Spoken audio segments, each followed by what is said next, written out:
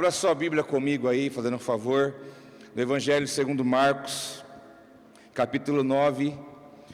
Abra comigo aí, Evangelho segundo Marcos, capítulo 9.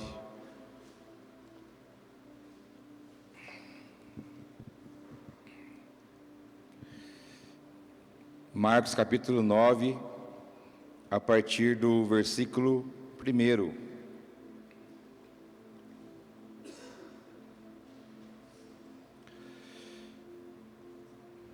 Diz assim a palavra do nosso Deus: Ele lhes disse, no caso aqui Jesus dizendo: garanto-lhes que alguns dos que aqui estão, de modo nenhum, experimentarão a morte, antes de verem o reino de Deus vindo com poder.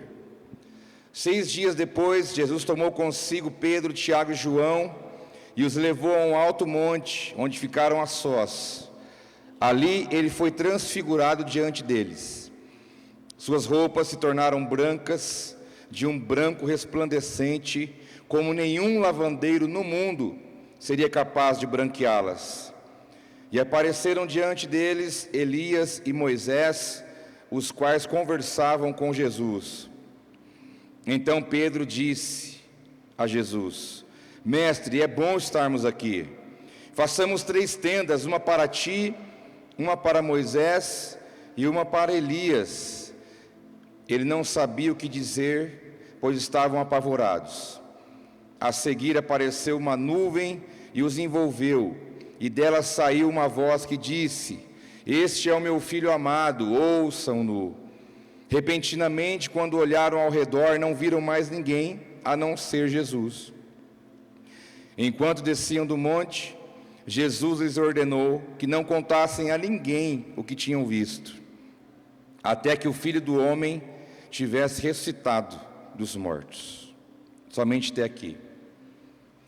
Meus irmãos, esse evento aqui, esse acontecimento, foi muito marcante no tempo que Jesus passou aqui na terra, no tempo em que ele andou com seus discípulos, no tempo em que ele manifestou o seu ministério, no tempo em que ele andou como verbo encarnado aqui entre os homens. O texto é muito claro, quando Jesus faz uma promessa: alguns daqui, alguns que aqui estão, de modo nenhum experimentarão a morte, antes de verem o reino com poder. Interessante que o versículo 1 diz isso, o segundo versículo já diz que, passados 6 dias, naquela mesma semana, Jesus então destacou alguns dos seus discípulos, Pedro, Tiago e João, e eles foram até um monte, e ali aconteceu isso. Jesus se transfigurou, ou seja, Jesus tomou o seu corpo glorificado, e ali ele apareceu dessa maneira diante dos discípulos. Não só Jesus apareceu transfigurado, glorificado. É como é a imagem que vamos ver Jesus na glória, é a imagem que ele se apresentou aqui para os discípulos, numa visão diante deles. E a palavra diz também que naquele momento apareceu Moisés e Elias e conversavam com Jesus. Aí está a questão: o que eles conversavam, né? Qual que será que era o assunto ali? Alguns comentaristas trazem que Elias e Moisés estavam dizendo para Jesus que logo dali algum pouco de tempo ele estaria passando por toda a parte da crucificação, da sua vitória, da sua ressurreição. Mas é uma suposição, mas na verdade, quando os discípulos viram aqueles resplandecendo, as suas roupas brancas, Jesus glorificado, Moisés, Elias, ali, essa visão que eles tiveram foi uma pequena amostra do que é o reino de Deus, do que é a glória. Inclusive todos nós vamos ver isso aqui um dia. Fica tranquilo, você fica imaginando como é que vai ser. Você vai saber, no dia certo você vai saber como que eles estavam ali, né? Elias, Moisés e Jesus, e conversavam.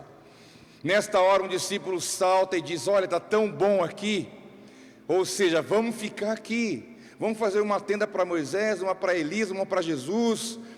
Vamos ficar aqui, nós não queremos sair daqui mais. E dali a pouco, então Elias e Moisés desaparecem. Fica só Jesus entre eles e uma voz fala: olha, esse é meu filho, em quem tenho alegria, escutem-no. Escutem-no. A visão da glória de Deus, a visão do reino de Deus, aqui. Jesus como a plenitude de tudo isso, mas Moisés representando o ministério sacerdotal, a pré-figura de Cristo, a cobra no deserto, o cetro de justiça, o Cristo já apresentado desde o Velho Testamento, da velha aliança, o ministério sacerdotal, aquele que veio para ministrar a reconciliação entre Deus e os homens, mas também Elias, representando o ministério profético, aquele que veio implantar o reino de Deus, aquele que veio dar início ao reino de Deus, aquele que veio demonstrar aos homens que existe um reino eterno, espiritual, e que ele é verdadeiro. Ali estavam os dois ministérios, as duas representações, mas em algum momento eles saem de cena e fica só Jesus, porque Jesus é a plenitude de tudo isso. De repente só fica Jesus e a voz do Pai manifesta: eis aí o meu filho, escutem-no. Porque pode juntar Moisés, Elias, os apóstolos, a igreja primitiva, os patriarcas, tudo. Ele é a plenitude de tudo. Porque a palavra que Moisés carregava no deserto é Ele em carne aí diante de vocês. A palavra que Elias lançava como um profeta, Ele é o verbo encarnado, Ele é a própria palavra que Elias profetizou. Ele está aí, Ele é a plenitude de tudo isso. Escutem-no, porque tudo converge para Ele, tudo é dele, tudo vai para Ele. Tudo que você vê no Velho Testamento vai apontar para Jesus, a plenitude de tudo. E então o reino de Deus aparece ali numa pequena amostra, e os discípulos ficaram apavorados, lógico, com razão, porque qual seria a nossa reação se estivéssemos ali juntamente com eles? A plenitude. Mas eu quero me fixar na questão profética daqui do reino de Deus, para que você entenda que na glória, no reino de Deus, está o que é profético também, porque o profético aponta para isso, para aquilo que é o reino de Deus estabelecendo na terra, e o reino de Deus já iniciou, e um dia ele vai se concluir, e um dia o Cristo governará sobre as nações da terra, sobre todos, e será o triunfo. O Apocalipse nada mais é o triunfo de Cristo. Inclusive, quem já fez o TCM lembra desse módulo de escatologia. Inclusive, quem não fez está convidado a fazer, que vai começar agora em março, uma nova classe. O Apocalipse se resume no triunfalismo de Cristo e a sua igreja juntamente com Ele, que somos nós. E aqui, Elias, representando então o ministério profético, a voz profética.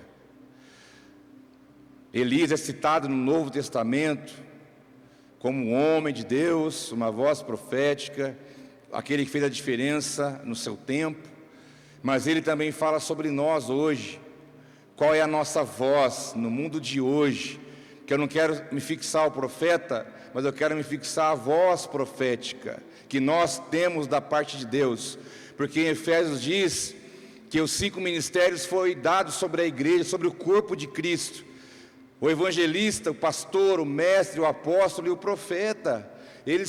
Deus deu esse ministério para a igreja, que no caso são vocês, para que um sirva o outro, para que um abençoe o outro, para que um edifique o outro. E esses são 5 ministérios, e deles se ramificam as suas formas de ação. Então a igreja, ela está debaixo de uma promessa, de um derramar de Deus, que ela também funcionaria, a igreja funciona a partir do encargo profético que ela tem na terra. E às vezes você pode achar que somente aquele que recebeu o dom de profecia, aquele que recebeu o dom de profecia, ele vai em algum momento fluir pelo dom que Deus deu para ele, que não é dele, para ele abençoar alguém em um momento específico. Mas a voz profética, ela pode estar atuando em todo o tempo, em todo lugar, em todas as horas, de muitas formas, pelo conteúdo que carrega, porque o profeta é aquele que carrega um conteúdo, que carrega uma palavra que vem de Deus, e nesse caso eu estou diante deles aqui nessa manhã.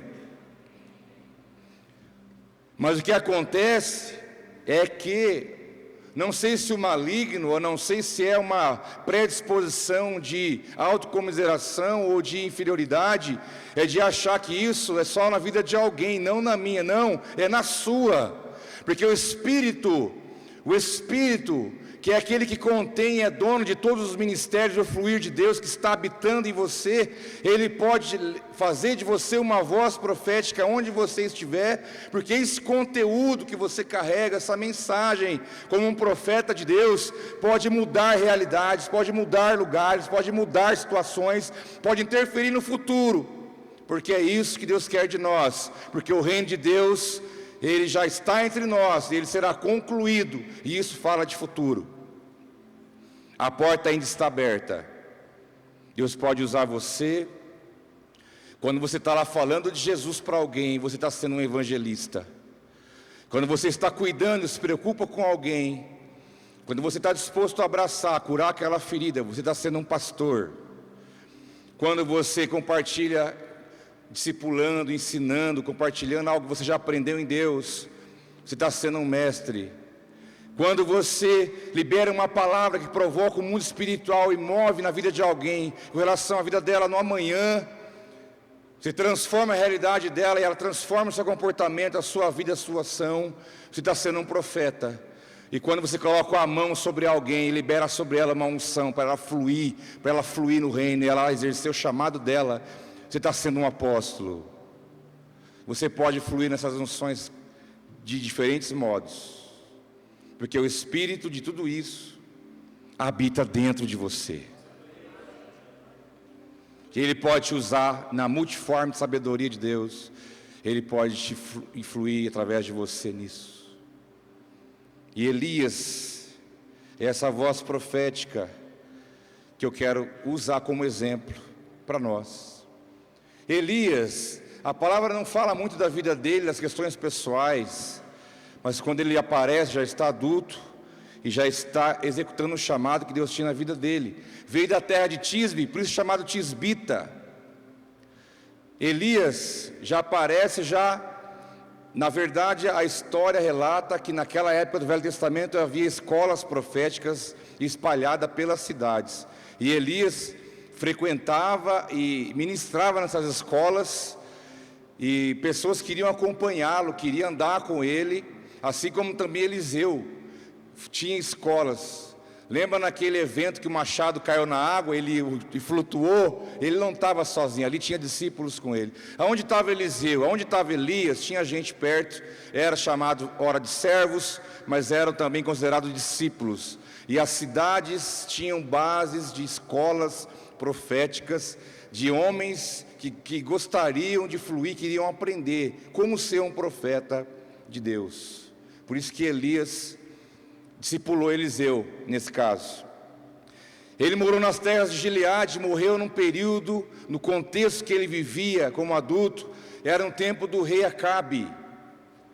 Lembra do rei Acabe? Ficou famoso na Record agora há pouco tempo. O rei Acabe, filho de Onri, um homem que conhecia Deus, conhecia a palavra de Deus, um homem que foi criado a partir de alguns princípios, mas em algum momento da sua vida, ele saiu do propósito, saiu do caminho. Diz a Bíblia que ele fez o pior dos reinados, foi o dele. O pior dos reinados. Ele viveu no tempo do rei Acabe. E nesse tempo Israel era dividido em dois reinos. O reino do sul, Judá, capital Jerusalém. E o reino do sul, Israel. O reino do norte, Israel, era a divisão do tempo de Israel, o reino do sul, o reino do norte, capital Samaria e capital Jerusalém. Acabe reinava no reino do norte e o rei Asa no sul. E ali estava esse cenário. Os dois reinos ali, Acabe começou a governar sobre Israel, fazendo algo que desagradava a Deus. Primeiro porque casou com uma mulher que não tinha pedigree. Ele foi casar com a Jezabel,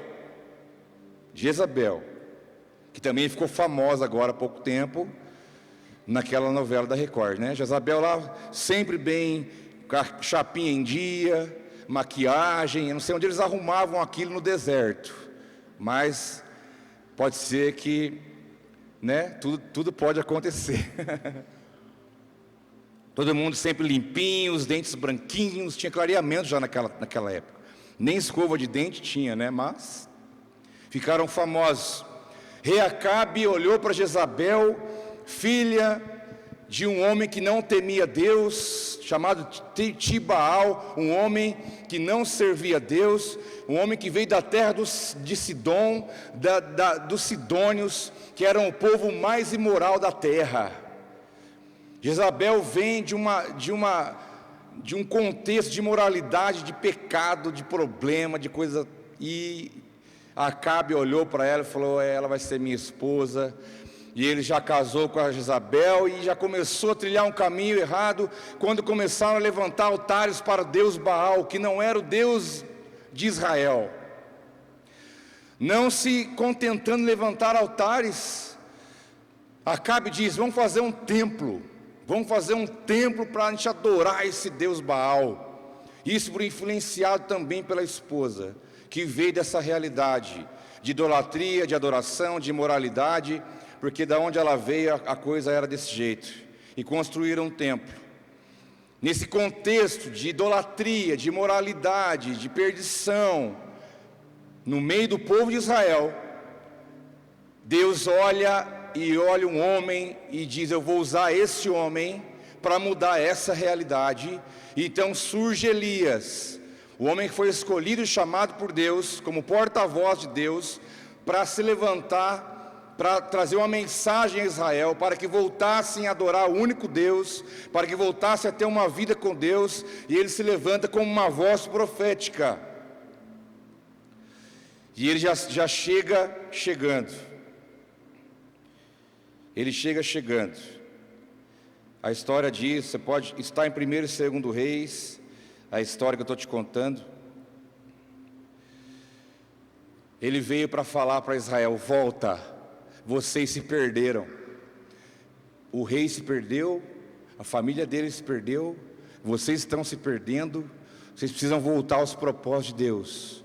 E Elias então vem com essa mensagem. E ele se levanta e já profetiza: não vai chover sobre a terra, e não vai cair orvalho sobre a terra, não vai haver nenhum tipo de umidade sobre a terra durante o tempo que eu declarar, e só vai chover de novo quando eu falar.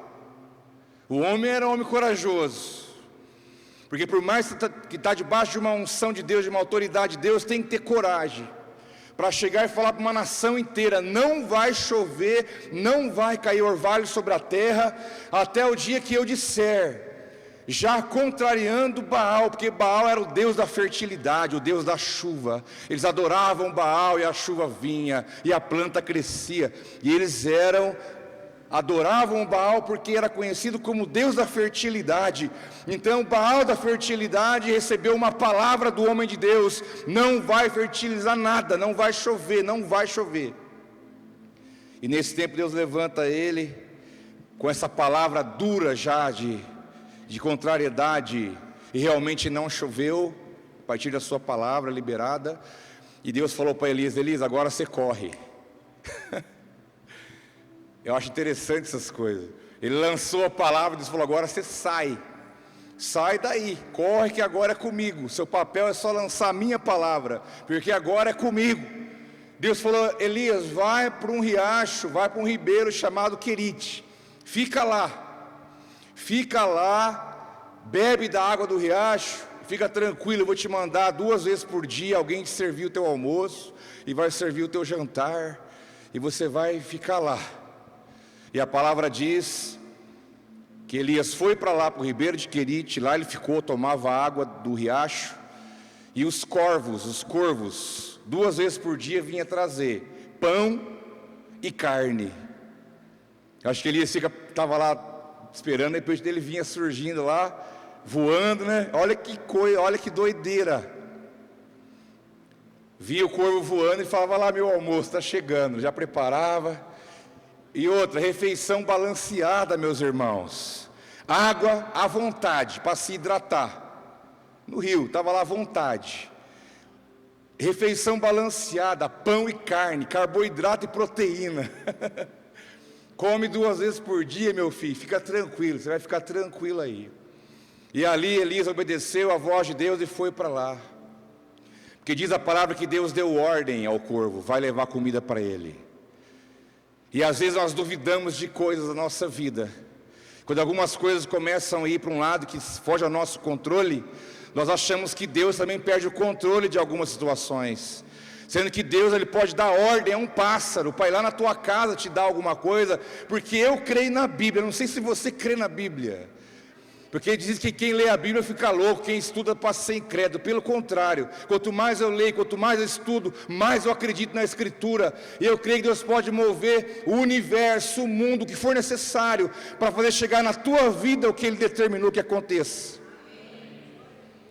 Ele deu uma ordem para o corvo: você vai lá, e você vai 2 vezes por dia. Você vai levar pão e você vai levar carne, e meu servo vai comer. Passado algum tempo, o rio seca, logicamente, porque não chovia. O rio secou, acabou a água. Deus fala: Elias, agora você vai para outro lugar, você vai para Sarepta. Lá uma viúva vai te sustentar, pode seguir viagem. Elias obedeceu a voz. Irmãos, um detalhe importante na vida daquele que se move a partir de uma direção de Deus profeticamente, é aquele que ouve e obedece. Você tem que entender, você não vai viver grandes coisas em Deus, na tua vida, nas tuas coisas, se você não ouvir, não obedecer. Porque às vezes Deus fala algo para você, você já vai: será? Mas e se? Mas é aquilo, mas é aquilo outro, e não sei o que. Nessa já perdeu o time, nessa já passou. Então o homem de Deus, a mulher de Deus é aquele que ouve e obedece. Jesus diz: aqui é meu discípulo, é aquele que ouve e guarda os meus mandamentos. Esse é aquele que me ama, diz a palavra do Senhor. Elias, vai para lá. Elias foi, chegando na porta da cidade, Sarepta, a fome instalada em toda a região, não chovia, não tinha comida, não tinha plantação, não tinha colheita. E a viúva estava à porta da cidade, segundo a palavra, catando alguns gravetos para fazer o resto da comida que ela tinha. O profeta chega, pede água, fala: me arruma água. E ela foi buscar água. Quando ela estava indo buscar água, ele falou: olha, faz um bolo para mim, eu preciso comer. Ela falou: mas é o seguinte, eu só tenho um pouquinho de farinha, eu só tenho um pouquinho de azeite. Esse graveto que eu estou pegando aqui, eu vou cozinhar a última coisa que nós temos. Eu e meu filho vamos comer e acabou. Nós vamos morrer de fome, não tem mais nada para comer. Mas ele disse: vai, faz o que eu estou mandando. E fica tranquilo, não vai acabar a farinha, não vai acabar o azeite, até chover. Diz a palavra que ela foi, fez o bolo, o pão, né? O profeta, ele comeu, ficou na casa dela, eles comeram todos os dias, a farinha não acabava, o óleo não acabava, e Deus multiplicando a comida deles. Do pouquinho que ela tinha, ela serviu o profeta, ela colocou a serviço da obra e do reino de Deus, e Deus multiplicou o que ela tinha em casa. Você está entendendo alguma coisa com isso? Tomara que você entenda. Se você pegar aquilo que é teu e colocar a serviço do reino, a serviço do que Deus quer, Ele vai multiplicar ainda mais a tua vida e não vai se acabar.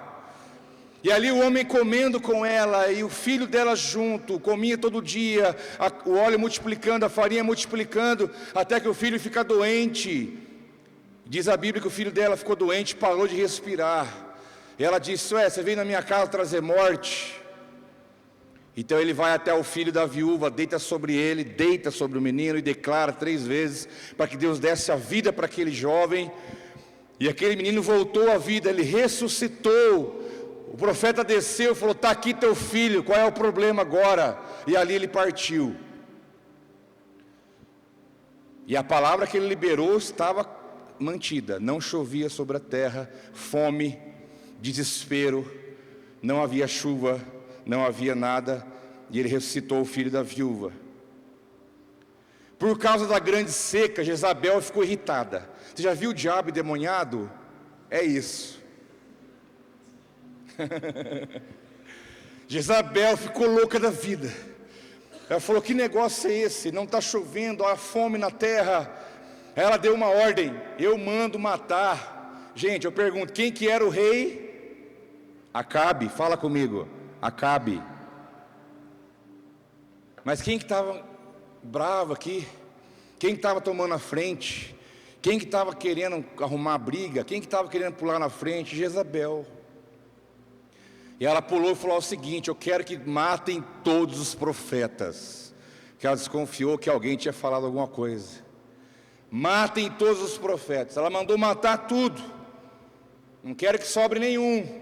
E o Acabe lá, covarde como sempre, conhecido como o rei mimado. O rei mimado, ele é conhecido como tal. O pior rei de Israel, mimado e covarde. Jezabel sempre colocando ele para trás. E ele, amargando essa posição. Mandou a ordem: mata tudo. E saíram matando os profetas. Chegou essa informação até Elias. E então foi convocado o povo. Todo o povo, todos os profetas, vão resolver essa parada agora. Vamos nos encontrar no Monte Carmelo. Irmãos, esse monte é a coisa mais linda do mundo. A visão que você tem de cima dele, irmãos, você vê toda a planície, você vê muito longe, a coisa mais linda do mundo. Eu tenho essa imagem gravada dentro de mim. E foi ali que aconteceu esse fato. O Elias foi para lá, seus servos, foram também 850 profetas, 450 profetas de Baal, 400 de Azera, reuniram lá os 850 profetas, todo o povo, falou: agora vamos resolver isso. Então Elias falou: vamos fazer o seguinte, cada um monta o seu sacrifício, traz 2 novilhos, vocês ofertam o de vocês, e eu vou ofertar o meu, faz o jeito que você quer aí, monta o sacrifício, e você clama o seu Deus. Ninguém vai poder usar fogo aqui, ele disse, porque era oferta de holocausto, era oferta queimada. Ele falou: ninguém vai usar fogo, não pode. Você tem que clamar o seu Deus, e ele tem que mandar o fogo do céu para queimar a oferta.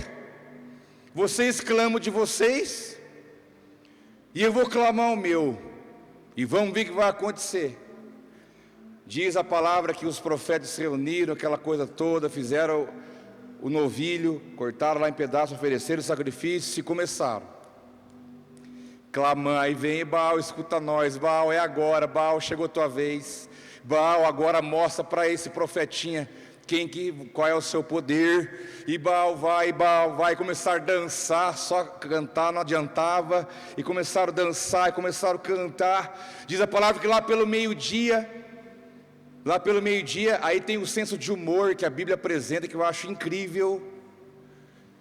Elias, meio-dia, sentado, ele olhou e falou assim: meus amigos, está algum problema aí? Já era meio-dia. Viu, vocês têm algum problema aí? Parece que o Deus de vocês está ocupado, Ele não está ouvindo o que vocês estão dizendo.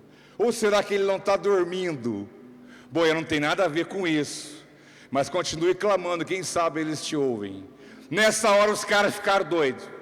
Aí começaram a pular, a dançar. Diz a Bíblia que pegaram suas lanças e cortavam o próprio corpo para derramar sangue, clamando, tipo, é agora, e foi até a tarde, nada. Diz a Bíblia que no horário do sacrifício da tarde, Elias deu uma ajeitada no altar, que não estava bonito, juntou as pedras ali, pegou o novilho, cortou em pedaços, colocou em cima das pedras, mandou os caras trazer água, encharca de água isso aí. Aí encharcou de água, não, bota mais água aí, você sabe a história. Foi tanta água derramada em cima que encheu até a valeta em volta. Aí ele olhou e falou assim: agora aprende como é que faz. Irmãos, eu acho isso incrível. Tipo, senta aí para você aprender. Diz a palavra que ele clamou a Deus, E naquele momento o fogo desceu do céu, irmãos. O fogo foi tão violento, você pode ler lá na sua Bíblia. O fogo foi tão violento que ele consumiu a oferta, o animal, consumiu a lenha, queimou as pedras e queimou até o chão. E aquele momento, todo aquele povo lá dos profetas, 850 profetas, o povo de Israel, tudo olhando, caíram prostrados e reconheceram a Deus em Israel, e se arrependeram de ter adorado outro Deus, porque tudo que Deus faz tem um propósito. Deus não vai derramar fogo do céu para deixar alguém impressionado, não. Deus não vai derramar fogo do céu para mostrar que Ele tem poder, não. Ele vai derramar fogo do céu para querer fazer bonito para ninguém, porque quando Ele manifestou a sua glória, o seu poder, pela palavra de um profeta, uma nação inteira reconheceu que Deus é o Senhor. Porque quando o fogo vem sobre você, aqui na casa de Deus, Ele não quer só fazer uma cócega em você, Ele não quer só te animar, Ele quer que esse fogo produza salvação, arrependimento, mudança de vida naqueles que não conhecem o Deus que você serve.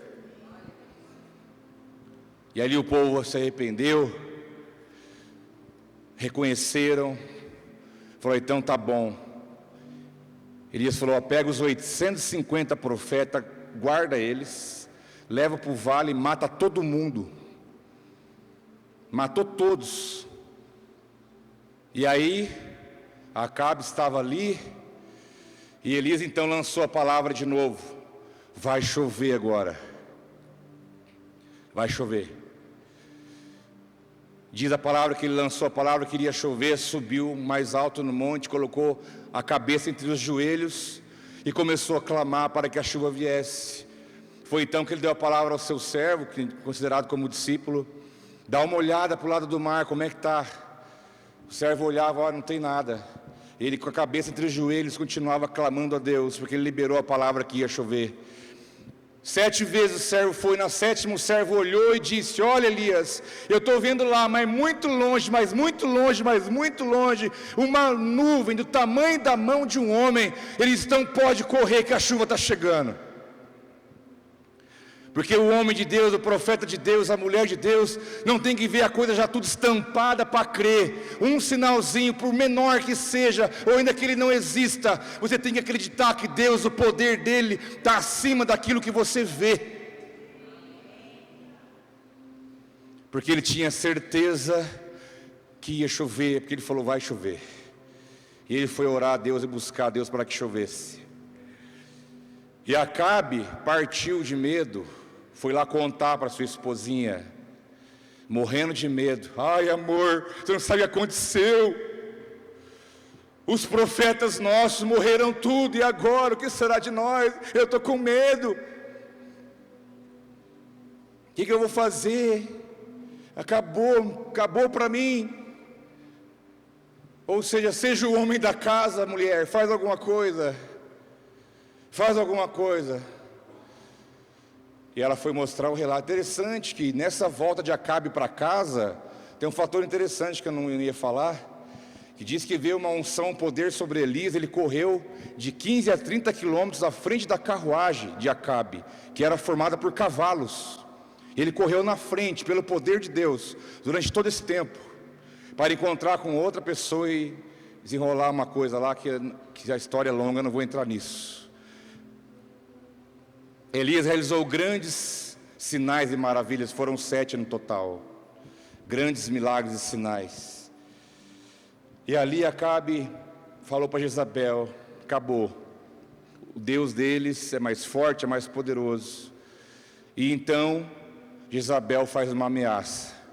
Então aqui eu termino a introdução e vou voltar para o texto. Jezabel faz uma ameaça nesse momento. Está registrado 1 Reis 19, versículos 2 e 3. Por isso Jezabel mandou um mensageiro a Elias para dizer-lhe: que os deuses me castiguem com todo rigor, caso amanhã, nesta hora, eu não faça com a sua vida o que você fez com a deles. Elias teve medo e fugiu para salvar a vida. Em Berseba de Judá, ele deixou o seu servo.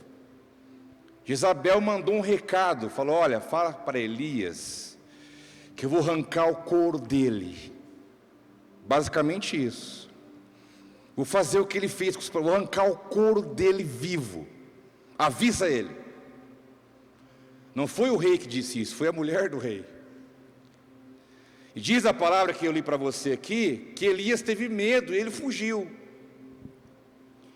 Porque a voz profética que há em nós, aquilo que Deus depositou sobre mim e sobre você, é ameaçado. Você sofre ameaças. Não é um decreto de alguém que falou que vai arrancar o teu couro, mas é a vida, os acontecimentos, as dificuldades, o seu contexto, o seu momento de agora. Ele te ameaça e diz: olha, eu vou pegar você, eu vou acabar com a tua raça. Que negócio de ser homem de Deus o quê? Que negócio de ser mulher de Deus o quê? Eu vou te pegar, eu vou te destruir, não tem mais para onde você sair. Olha a tua situação, olha como é que estão as coisas. Nós somos ameaçados todo dia pela circunstância da vida. E Elias teve medo, um homem que enfrentou 850 profetas no monte, teve medo de uma palavra de uma mulher. Por quê? Porque ele é gente. Ele carregava uma voz, um conteúdo, uma mensagem de Deus, mas ele ainda assim era gente, era homem, e ele teve medo, e ele fugiu. Mas diz o texto no versículo 3, que ele deixou o servo em Berseba. Isso dá para nós uma grande lição. Quando você estiver cheio do Espírito Santo, quando você estiver cheio de fé, movendo no que Deus tem para você, quando você estiver realizando a obra, edificando o reino na terra, mantenha os seus discípulos próximos, para que aprendam, para que sejam inspirados e ensinados. Mas se um dia você agir na carne, for para outro lado, não leve-os contigo.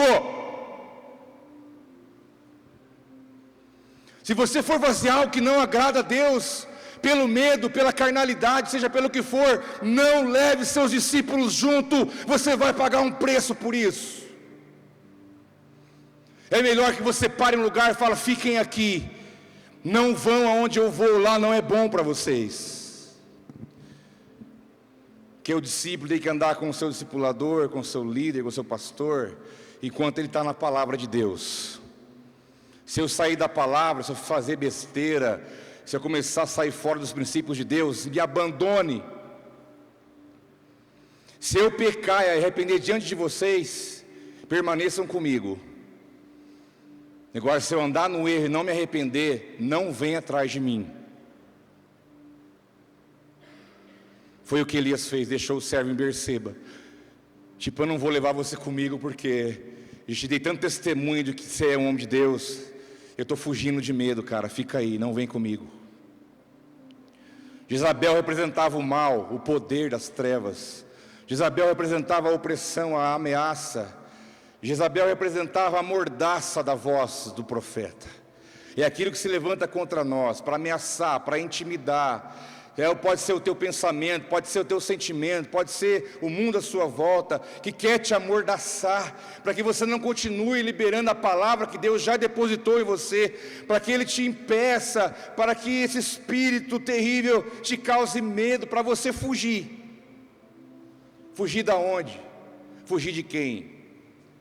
Fugir do propósito de Deus. Essa é a fuga. Fugir do propósito do Senhor. A voz profética, ela pode sim entrar em crise. Quem disse que não? No versículo 4, diz que Elias entrou no deserto, caminhou um dia, chegou a um pé, que a Bíblia chama um pé de giesta, que é um pequeno arbusto médio. Sentou ali, deitou, orou, e pediu, fez um pedido para Deus: me mata, me mata. Como que diz, é melhor que o Senhor me mate do que aquela mulher me matar. E ele diz: eu já tive o bastante, Senhor, tira a minha vida, não sou melhor do que meus antepassados. O homem de Deus, a mulher de Deus, ele passa pelas suas crises, ele foge, ele corre, Mas sabe de uma coisa que não pode faltar? É a sinceridade, é a verdade, é ser honesto consigo mesmo.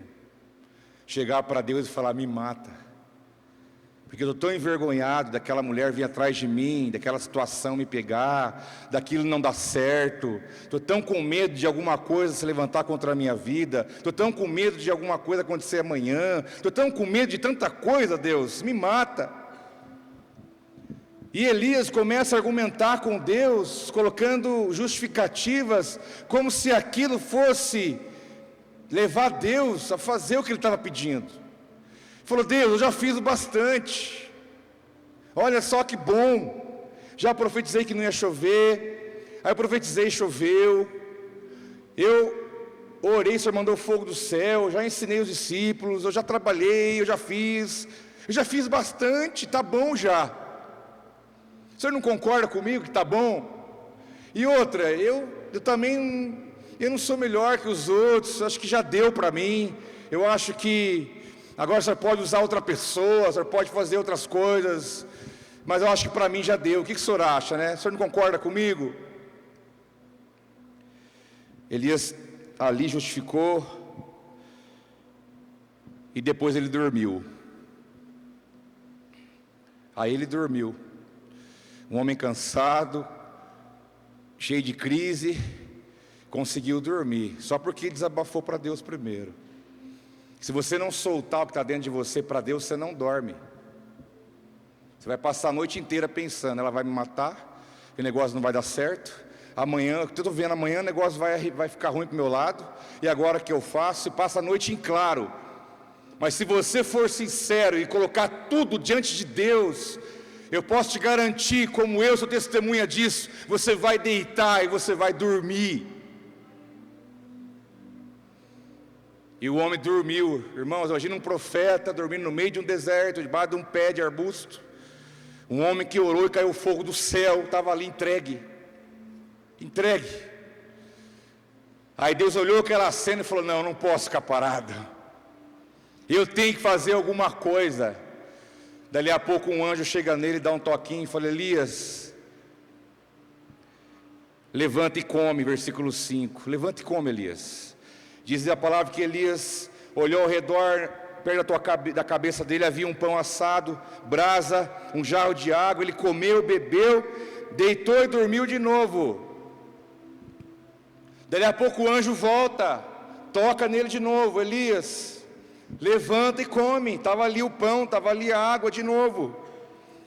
E o anjo fala: Elias, come, mas come bem, porque a sua viagem é longa, será longa. Aí ele podia ter perguntado: mas o senhor não vai me matar? Eu estou esperando o senhor acabar com isso logo, já está bom até aqui. Quem disse? É a prova de quem determina a nossa vida, não sou eu e não é você, é Deus que fala a hora que terminou. Você pode estar sem força, em crise, sei lá do que, com fome, Ele te dá comida, te dá água, e fala: filho, levanta, vamos andar, porque ainda não acabou o que eu tenho que fazer e quero fazer através da sua vida. Não é você que fala, é eu que determino isso. Então manda quem pode, obedece quem tem juízo. Então diz a palavra, versículo 8, que ele levantou, comeu, bebeu, fortaleceu aquela comida e viajou mais 40 dias e mais 40 noites, no versículo 8, até que chegou a Horebe, o monte de Deus. Horebe é um monte famoso, também conhecido como Sinai, onde Moisés recebeu as tábuas da lei, onde a glória de Deus manifestava no cume do monte. Foi nesse monte que ele chegou, diz a palavra. Mas ele chegou no monte de Deus, que é o que significa a palavra Horebe, porque ele comeu e porque ele bebeu. Aquele que não come, aquele que não bebe, lembra que Jesus disse: quem não come de mim não tem parte comigo. Eu preciso comer da palavra, eu preciso beber, eu preciso receber, senão eu não vou chegar a lugar nenhum, quanto menos chegar no monte de Deus. Você tem que ter fome, você tem que ter sede, da palavra, da presença, daquilo que Deus tem, porque é isso que vai te conduzir ao propósito. Não é você que vai, não é a tua força, não é a tua perna, não é o teu conhecimento, não é o teu carisma pessoal, não são as suas habilidades, mas é você comer daquilo que Deus te dá, e Ele te dá a palavra para você comer. E você vai andar, e você vai chegar lá onde tem que chegar, no monte, na presença de Deus. E lá chegando, Elias, vê ali uma caverna e ele entra na caverna. Você conhece bem essa história. E Deus vai lá onde ele está. Irmãos, se caso você entrar, ele vai lá. Ele não tem problema com isso. Como também já entrou nas minhas. Uma coisa é eu falar assim: Sidney, o que você está fazendo aí? O que você está fazendo aí, meu amigo? Mas o texto não fala isso. Eu vou fazer para você entender. O texto diz assim: Elias, o que você está fazendo aqui? É diferente. O que você está fazendo aqui? Ou seja, Deus entrou aonde Elias estava e se colocou diante dele. Ele podia ter falado lá de fora: o que você está fazendo aí, Elias? Quem mandou você entrar aí, Elias? Mas não, ele foi lá. Na hora que a gente está naquelas crises brabas, a gente entra nos buracos, tentar esconder, fugir. Deus usa outro. Deus, eu não posso, está difícil. Ele vai lá. O que você está fazendo aqui, meu amigo? O que você está fazendo aqui? Esse lugar onde você está aqui não é o seu lugar. Não foi para isso que eu te chamei. Não foi para isso que eu te levantei. Não foi para isso que eu derramei do meu Espírito sobre a sua vida.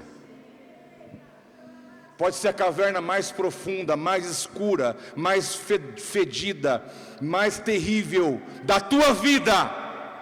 Mas Ele entra lá onde você está e diz: o que você está fazendo aqui? Muitas vezes o teu pecado te levou para lá e você não consegue sair, mas Ele entra lá e diz: eu vim aqui tirar você desse lugar.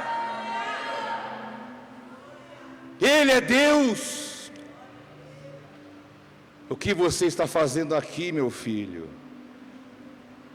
Falou: Elias, sai daí, vai para o monte, sobe um pouco mais, fica na minha presença. E Elias subiu, ficou lá, e Deus falou: eu vou aparecer.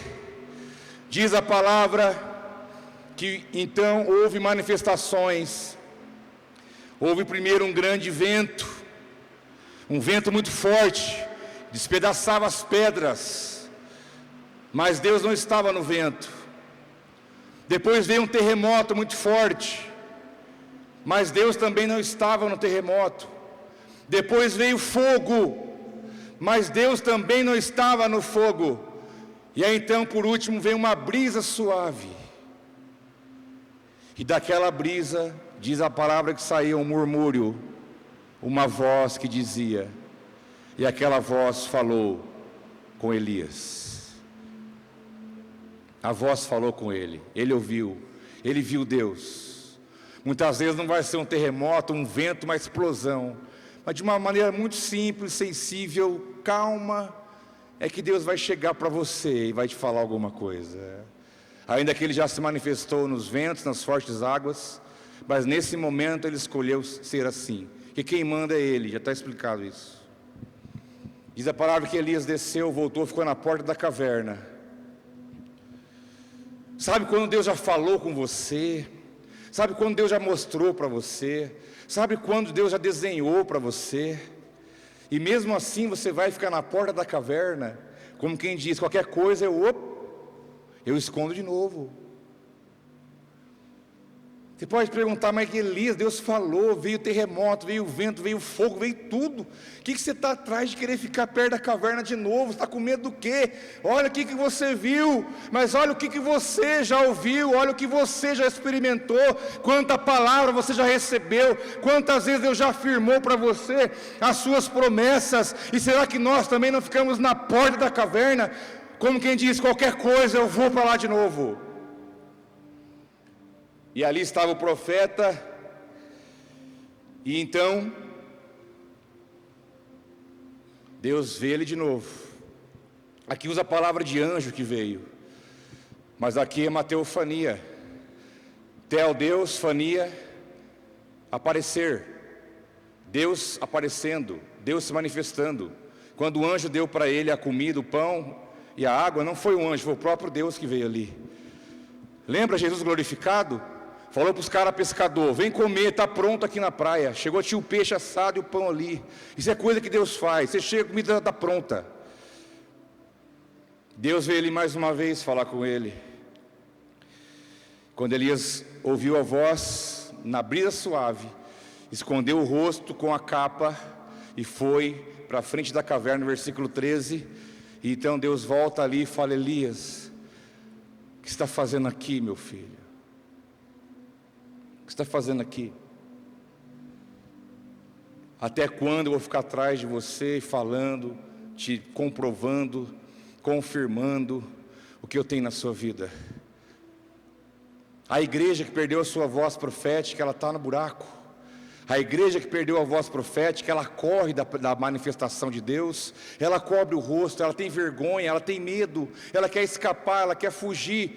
Mas Deus mandou o seu Filho na terra para ser o cabeça dessa igreja, dessa voz profética na terra, e Ele vai dizer para nós, se for necessário, o que você está fazendo aqui? Eu sei que você tem motivo para estar aí, mas eu vim para te tirar daí e dizer, vamos que tem muita coisa para acontecer, você não terminou ainda o que eu tenho na tua vida. E então Deus fala para ele, versículo 15, eu quero encerrar com isso. Quando ele estava em pé na frente da caverna, Deus fala, o que você está fazendo aqui? Insiste com ele, mostra para ele, e o Senhor lhe disse, volte pelo caminho por onde você veio, e vá para o deserto de Damasco. Aqui tem que ser humilde. Em algum momento, deixou o servo em Berseba e saiu da rota. Aconteceu tudo isso. Deus chega para ele, mostra o amor, mostra a sua graça, mostra o propósito, dá comida para ele, dá água para ele, derrama o poder sobre ele, fortalece ele, anima ele, lembra da promessa e fala, agora filhão, volta pelo caminho que você saiu, volta lá, volta pelo caminho que você veio, seja humilde, enfrente a sua vergonha, enfrente o seu medo, volta onde você caiu. Foi o que Deus falou para Jacó, volta lá onde você caiu e começa de novo. Elias teve essa palavra de Deus, volta de onde você veio, porque Elias, em algum momento da estrada, do propósito, você se perdeu. Então volta pelo mesmo caminho. Seja humilde, reconheça, eu saí, eu falhei, eu errei, eu fugi, eu quis pular fora, eu quis morrer, eu quis botar fim nisso tudo. Mas é o que eu falo para você, se você se encontra nessa manhã, dessa maneira, se você saiu da rota na tua vida e deixou de ser uma voz profética na terra, é simples, volta pelo mesmo caminho que você veio. E ao voltar, Elias, versículo 15, você vai ungir Azael como rei, você vai ungir Jeú também como rei de Israel e Azael como rei da Síria. E tem um detalhe importante, Elias, você vai ungir Eliseu. Meus irmãos, olha, chega a me arrepiar. Eliseu estava pronto, mas precisava alguém legitimar ele. Volta, Elias, você vai ungir só 2 reis e mais o profeta que vai continuar aquilo que você fez. E ele então volta, um dos dois reis, encontra Eliseu trabalhando com a junta de boi, lá na roça. Aí ele entende que é o momento, recebe o chamado de Deus, queima a carroça, oferece os bois em oferta e fala: agora o que eu faço? Que um dia Eliseu disse para ele: eu quero a porção dobrada que está sobre a tua vida. Elias falou: basta você estar no lugar certo e na hora certa, se você estiver lá você vai receber. E foi justamente o que aconteceu. Eliseu estava com Elias, quando veio um redemoinho, Durante muito tempo a igreja anunciava que foi levado num carro de fogo. Não, Elias foi levado aos céus por um redemoinho, escoltado por um carro de fogo. Mas quem levou ele foi o redemoinho. E ao ser levado, a sua capa caiu, e Eliseu foi e pegou a sua capa e colocou sobre si. Saindo dali, bateu a capa no Jordão, o rio abriu e passou. Biblicamente falando, Elias fez 7 grandes milagres. Eliseu fez exatamente 14. Porque Deus não brinca com as coisas.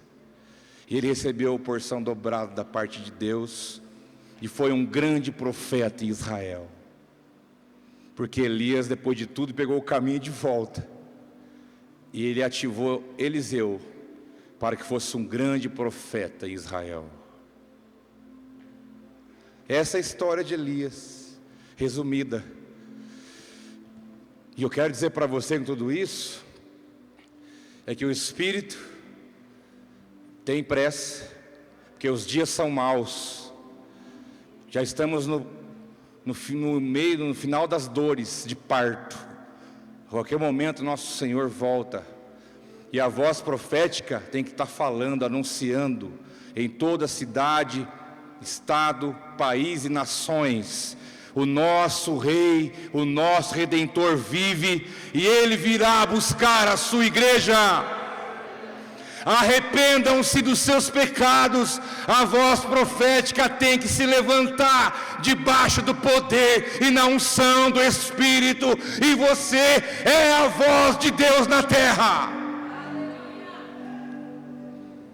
Você é essa voz. Eu não sei onde você está. Se você pegar essa história de Elias e entrar dentro, aonde você está nela, mas saiba de uma coisa: o Espírito do Senhor está sobre ti, para fazer de você uma voz, para manifestar o reino onde você estiver, mudar realidades. Voz profética na tua casa, no teu trabalho, nas ruas, na sua academia, onde você for, meu filho. E você ser uma voz para poder ali promover transformação, libertação, levar vida, levar Deus, levar aquilo que Deus tem para realizar na terra, porque você é o corpo, e o corpo tem que servir, e quem manda é o cabeça é Cristo. A voz profética anuncia a palavra de Deus. Dentro de ti há um conteúdo, dentro de você há uma mensagem, e ela tem que sair de você para produzir o fruto. Eu quero orar com você nesta hora, para que o Espírito venha nos ativar como homens e mulheres, para que essa voz venha transformar essa cidade aqui. Estou cansado de ver povo andando carregando santo nas costas. Eles têm que saber que há um Deus em Israel.